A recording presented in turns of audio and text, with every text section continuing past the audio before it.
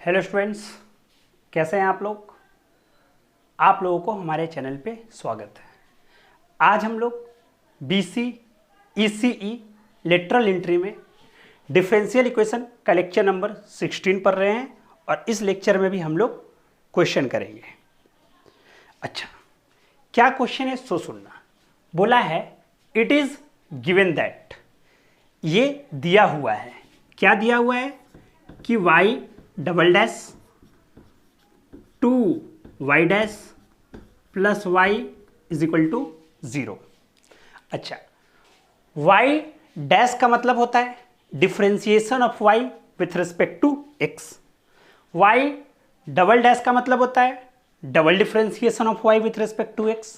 तो इसको क्या लिखेंगे, d2y by dx square 2 dy by dx plus y is equal to 0, है ना। अच्छा, तो भाई हमसे पूछा है कि बताओ व्हाट इज y 0.5, मतलब कि जब x का वैल्यू 0.5 रखेंगे तो y कितना आएगा। तो इसका मतलब अगर ये क्वेश्चन दिया हुआ है तो हमको y निकालना है। तो y निकालना है, इसका मतलब हमको इस डिफरेंशियल इक्वेशन को सॉल्व करना है, मतलब सॉल्यूशन चाहिए इस डिफरेंशियल इक्वेशन का। तभी तो सॉल्यूशन ही करेंगे, तभी तो y आ पाएगा। ठीक है भाई। तो सबसे पहला चीज अब हम क्या करेंगे कि ये जो डिफरेंशियल इक्वेशन लिखा हुआ है इसका हम लोग सिंबॉलिक फॉर्म पहले लिखेंगे। कौन सा फॉर्म, सिंबॉलिक फॉर्म। तो इसको क्या लिखा जाएगा, d2y plus 2d plus y 2dy is equal to 0। इसको लिखा जाएगा d स्क्वायर 2d प्लस 1, तो y common is equal to 0, है ना। अच्छा, अब हम लोग क्या लिखेंगे, तो अब लिखेंगे एक्सिलरी इक्वेशन। तो एक्सिलरी इक्वेशन लिखने का मतलब क्या है कि D square 2d plus 1 is equal to 0। क्या हम लोग अच्छे से समझ पा रहे हैं, ये सब स्टेप हम लोग करे हैं। अच्छा, तो अब हम लोग रूट्स निकालेंगे। तो कितने जन को लग रहा है कि जब इसका सॉल्यूशन अपन लोग करने वाले हैं तो ये सॉल्यूशन है d प्लस 1 का whole square is equal to 0। देखो d प्लस 1 का होल स्क्वायर क्या होगा, d प्लस 1 का, तो d square plus 1 square plus 2ab। अच्छा, इसका मतलब d plus 1 is equal to 0। तो d क्या आया, -1। तो कितने जन को लग रहा है कि भाई इस डिफरेंशियल इक्वेशन का हम सॉल्यूशन कर रहे हैं तो इक्वल टू में 0 है, मतलब कि सिर्फ हम लोग कंप्लीमेंट्री फंक्शन आंसर होगा इसका सॉल्यूशन कंप्लीमेंट्री फंक्शन होगा। तो अब कंप्लीमेंट्री फंक्शन के लिए हमको रूल पता होना चाहिए। तो ये कितने जन को याद है कि ये पहला केस है जहां पर क्या पढ़े थे कि roots are real and differents. ये तो नहीं है, रूट्स तो रियल हैं, -1 और -1 रियल तो है लेकिन डिफरेंट नहीं है। उसके बाद हम लोग केस नंबर 2 करें। केस नंबर 2 में क्या पढ़े कि roots are real but same. ये तो है, रूट्स रियल है और सेम है। तो इसका सॉल्यूशन क्या लिखेंगे, तो y इज इक्वल टू, याद करो, c1 प्लस c2x और e टू द पावर, याद है mx होता था और m था रूट, इसीलिए -1x हो गया। अच्छा, -1x हम अच्छे से इसको लिख दे रहे हैं, c1 प्लस c2x और e to the power -x लिख सकते हैं। तो ये मेरा y का मान आ गया भाई, बहुत बढ़िया। अब आगे देखते हैं। अब वो पूछ रहा है कि y 0.5 x का मान जब 0.5 रखेंगे तो y कितना आएगा। तो उससे पहले वो क्या बोला, तो वो बोलता है कि y 0 है जब x 0 है, y इज इक्वल टू 0 जब x इज इक्वल टू 0, क्योंकि y is function of x। तभी तो हम लोग डिफरेंशिएशन किए y का x के रिस्पेक्ट में। तो सो सुनना, अब पहला चीज at x is equal to 0 y is equal to 0, तो चलो ये 0 0 c1 प्लस c2 इंटू 0 और e टू द पावर 0 क्योंकि x 0। तो कितने जन को यहां से ऐसा लग रहा है कि सुनना x और y 0 बैठा है और कुछ नहीं किए, तो ये 0 0 c1 इंटू 1, ये तो 0 e टू द पावर 0 1, तो 1 इंटू c1 मतलब सिर्फ c1, तो c1 इज इक्वल टू क्या 0 आ गया। अब दूसरी बात, यहां तक मेरे हिसाब से किसी को कोई दिक्कत नहीं होना चाहिए, सही है।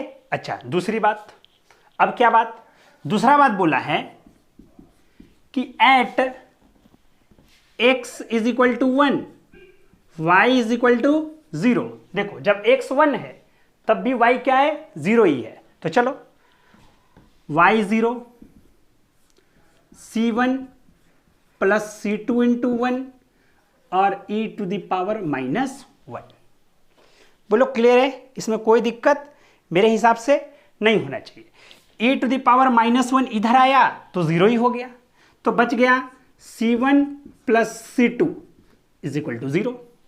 हालांकि जब c1 0 है तो c2 भी क्या होगा 0 होगा, तो मेरा y क्या आया, c1 और c2 तो कांस्टेंट है ना। देखो ये ना कंडीशंस दिया हुआ है, कंडीशन हमेशा इसलिए दिया रहता है ताकि जो भी कांस्टेंट वैल्यू है तुम उसको निकाल सको। तो हम कांस्टेंट वैल्यू क्या किए, निकाल दिए। तो कांस्टेंट वैल्यू जब हम निकालने गए तो क्या लिखेंगे, सो सुनना, इक्वेशन में constant value 0 0 plus 0x 0 into x e to the power -x, तो कुल मिला जुला के y आ गया 0, तो y 0 आ गया।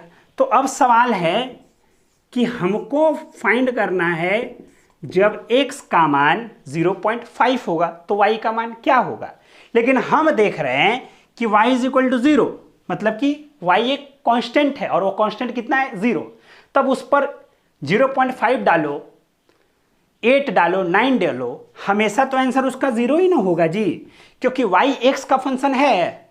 यहां से दिखने को लग रहा है नहीं, क्योंकि y इज इक्वल टू 0 आया तो उस पर कुछ भी हम डालेंगे तो आंसर 0 ही आएगा। बोलो क्लियर है आंसर अच्छे से, चलो तो इसका answer y is equal to 0 हो गया। ठीक है, चलो भाई बहुत बढ़िया बात, बहुत अच्छा समझ में आया है ना। आ जाओ, चलो नेक्स्ट सवाल करते हैं। बोलता है the solution of differential equation, और डिफरेंशियल इक्वेशन क्या दिया हुआ है सो सुनना, दिया हुआ है d2y by dx square -5 dy by dx plus 6y is equal to 0। अच्छा इज इक्वल टू में 0 है, इसका मतलब सिर्फ CF निकलेगा। अच्छा खास बात, इसका ऑर्डर है 2, इसका मतलब ना हम वेरिएबल सेपरेबल से सॉल्व कर पाएंगे, क्योंकि वेरिएबल सेपरेबल तो हम लोग ऑर्डर 1 के लिए पढ़े हैं, ना होमोजीनियस से सॉल्व कर पा रहे हैं, ना लीनियर डिफरेंशियल इक्वेशन से सॉल्व कर पा रहे हैं जो फर्स्ट ऑर्डर फर्स्ट डिग्री का है। तब हमको याद आया कि ओहो ये है linear differential equation of nth order, तो अब क्या करा जाए, तो हमने उस डिफरेंशियल इक्वेशन को लिख दिया। अब इसके बाद हम लोग लिखने वाले हैं सिंबॉलिक फॉर्म। तो सिंबॉलिक फॉर्म क्या लिखेंगे, d2y -5 dy plus 6y is equal to 0। तो यहां से हो गया d square 5d plus 6y is equal to 0।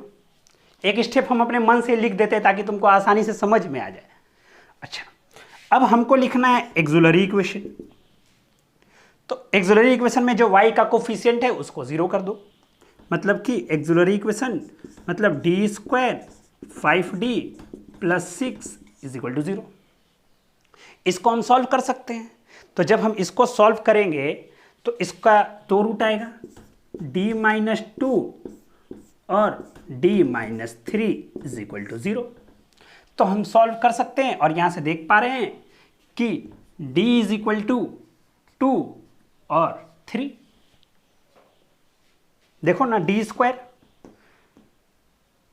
-3d -2d -5d +6 सही है ना। तो ये आया। अब d का मान आ गया, तो ये जो रूट्स आया है, ये जो एक्सिलरी इक्वेशन था उसका जो रूट्स आया है वो क्या है? रियल है? बिल्कुल है। क्या इक्वल है? बिल्कुल नहीं है। तो इसका सॉल्यूशन क्या होगा? तो जब रूट्स इक्वल नहीं होते थे और रियल होते थे तो उसका आंसर कैसे लिखते थे? c1 e⁻ 2x plus c2 e⁻ 3x। सवाल खत्म। बोलो, हमको तो नहीं लग रहा कि यहां से कुछ ज्यादा बड़ा चीज हमको पढ़ने का जरूरत है, एकदम बेसिक चीज हम लोग बात कर रहे हैं। बोलो क्लियर एकदम अच्छे से। तो ये था तुम्हारा डिफरेंशियल इक्वेशन का लेक्चर नंबर 16, जिसमें हम क्वेश्चन करें।